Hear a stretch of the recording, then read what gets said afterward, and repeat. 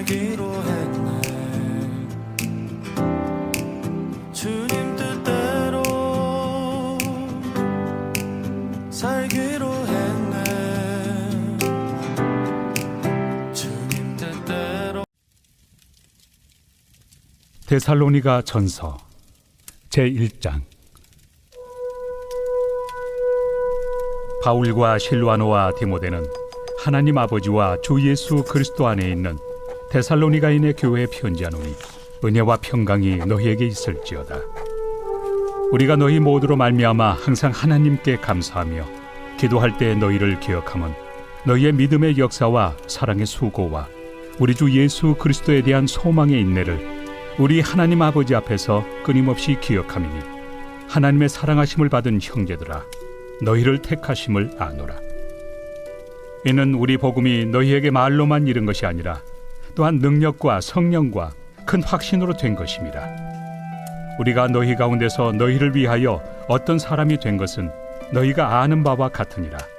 또 너희는 많은 환난 가운데서 성령의 기쁨으로 말씀을 받아 우리와 주를 본받은 자가 되었으니, 그러므로 너희가 마게도냐와 아가야에 있는 모든 믿는 자의 본이 되었느니라. 주의 말씀이 너희에게로부터 마게도냐와 아가야에만 들릴 뿐 아니라 하나님을 향하는 너희 믿음의 소문이 각처에 퍼졌으므로 우리는 아무 말도 할 것이 없노라.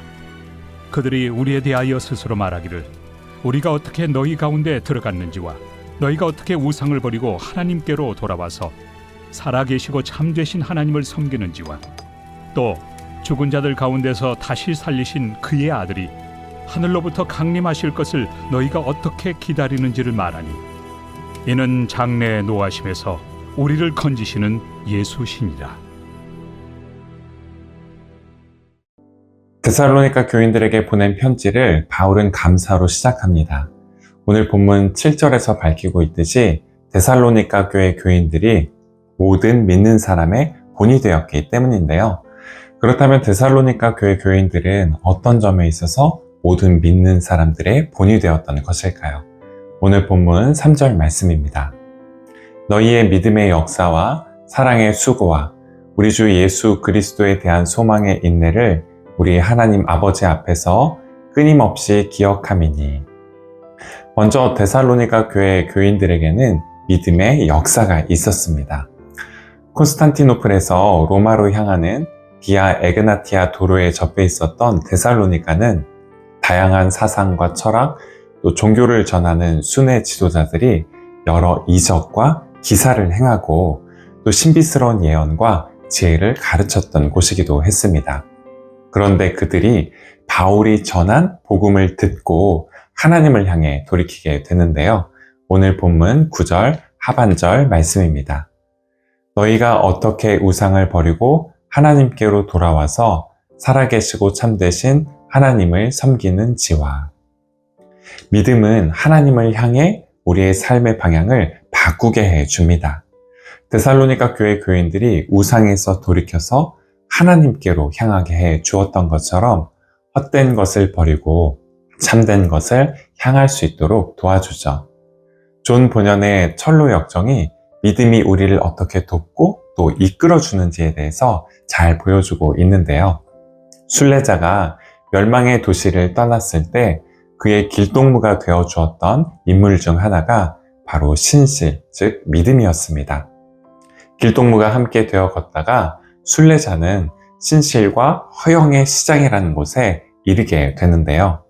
허영의 시장은 1년 365일 뭔가 쓸데없는 상품을 사고 파는 곳이었습니다. 그런데 그 두 순례자가 그런 물건에 아무런 관심을 보이지 않자 상인 하나가 비웃음을 치며 이렇게 묻게 되는데요. 도대체 뭘 사려고 그러시나? 그때 두 순례자는 그 상인에게 이렇게 대답하게 됩니다. 진리를 사고 싶습니다. 멸망의 도시를 떠나서 진리를 향할 수 있도록 방해꾼들이 있고 또 비웃는 일이 있어도 진리라는 하나님이라는 인생의 바른 목적과 방향을 가질 수 있도록 돕는 것, 그것이 바로 믿음이라는 것이죠. 두 번째로 데살로니가 교회에는 사랑의 수고와 섬김이 있었습니다. 어려운 형편 중에 있는 교우들을 돕고 또 사랑으로 서로 섬기고 위로하며 격려해 주었던 것인데요. 데살로니가 교회 교인들이 그럴 수 있었던 것은 그들이 먼저 하나님의 사랑을 받고 또 택하심을 받은 자라는 것을 잘 이해하고 있었기 때문입니다. 오늘 본문 4절 말씀입니다. 하나님의 사랑하심을 받은 형제들아 너희의 택하심을 아노라. 바울은 데살로니가 교회 교인들을 하나님의 사랑하심을 받은 형제들이라고 부르고 있는데요. 데살로니가 교회 교인들이 서로 나눴던 그 사랑은 그들을 먼저 택하셔서 사랑하신 하나님의 사랑에 뿌리를 내리고 있었습니다. 사실 우리는 택함을 받기보다 거절을 당하고 거부를 당할 때가 있습니다. 또 택함을 받을 때에도 그 택함이 조건적이고 일시적일 때가 많죠. 우리가 어떤 적절한 자격이나 조건을 갖추고 누군가에게 유익을 줄 수 있다라면 택함을 받을 가능성이 높아집니다. 하지만 그렇지 못할 때에는 오히려 버림을 받고 또 거절당하고 거부당하게 될 때가 많죠. 하지만 하나님께서 우리를 선택하시는 그 택하심은 그렇지 않습니다. 고린도전서 1장 27절에서 사도 바울이 밝히고 있는 것처럼 하나님은 오히려 미련한 자들을 택하셔서 지혜 있는 자들을 부끄럽게 하시고 약한 것을 택하셔서 강한 것을 부끄럽게 하시고 또 죄인들을 택하셔서 의롭게 하시는 분이시기 때문입니다.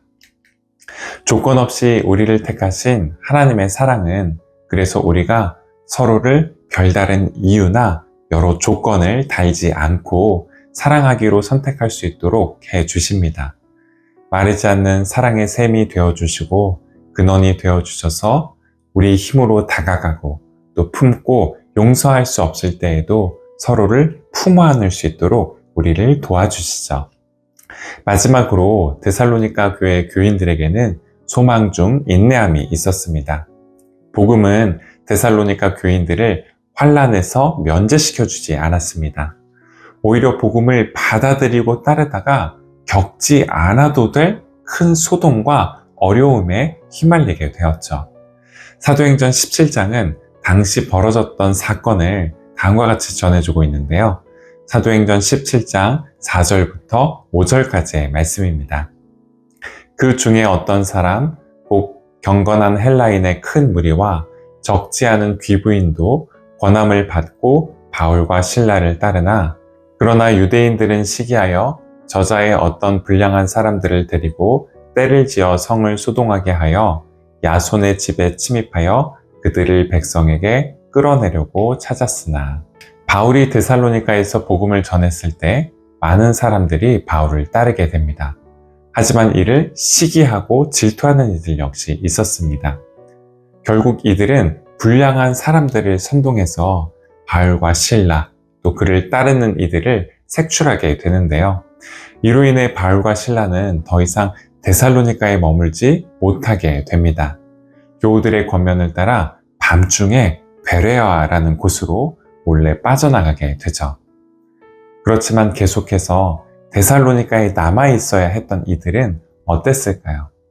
계속해서 위협과 협박을 당하고 어려움을 당하게 되었습니다. 그런데 그런 상황 속에서도 데살로니가 교회 교인들은 인내를 잃지 않고 또 소망을 잃지 않았는데요. 오늘 본문 6절 말씀입니다. 또 너희는 많은 환난 가운데서 성령의 기쁨으로 말씀을 받아 우리와 주를 본받는 자가 되었으니 하나님께서 우리 안에 두신 기쁨에는 환난을 이기는 힘이 있습니다. 그래서 더 이상 인내하기 힘들 때 또 아무런 희망이 없다고 생각될 때 아무리 희미하게 들려도 기쁨이 우리에게 건네는 말에 귀를 기울이고 또 멀리 떨어져 있는 것 같아도 기쁨이 우리에게 손짓하는 곳으로 나아가는 것이 중요합니다. 그러다 보면 어려움 중에도 인내할 수 있게 되고 희망을 잃지 않을 수 있게 됩니다. 믿음의 역사, 또 사랑의 수고, 소망 중 인내함을 통해 서로가 서로에게 믿음의 본이 되어가실 수 있는 저와 여러분이 되고 또 밴쿠버 한인장로교회가 될 수 있기를 바라겠습니다. 함께 기도하시겠습니다. 주님, 인생이라는 순례의 여정에서 믿음을 신실한 길동무로 삼아 길을 잃지 않고 언제나 주님께 향할 수 있도록 지켜주시기를 간구합니다. 또한 때때로 거부당하고 인정받고 사랑받기 위해 늘 자신을 증명해야 하는 이 세상을 살아가는 저희들을 주님 긍휼히 여겨주셔서 우리 안에 사랑이 메마르게 될 때일수록 주님께서 어떻게 우리를 택하셨는지, 우리를 어떻게 늘 용서하시고 품어 안으시며 위로하고 격려해 주고 계시는지를 기억하게 하옵소서. 더불어 주님께서 저희 안에 두신 기쁨에 주목하고 그 기쁨이 이끄는 곳으로 나아가게 하셔서 어떤 상황과 형편 속에서도 희망을 잃지 않고 인내할 수 있게 하옵소서.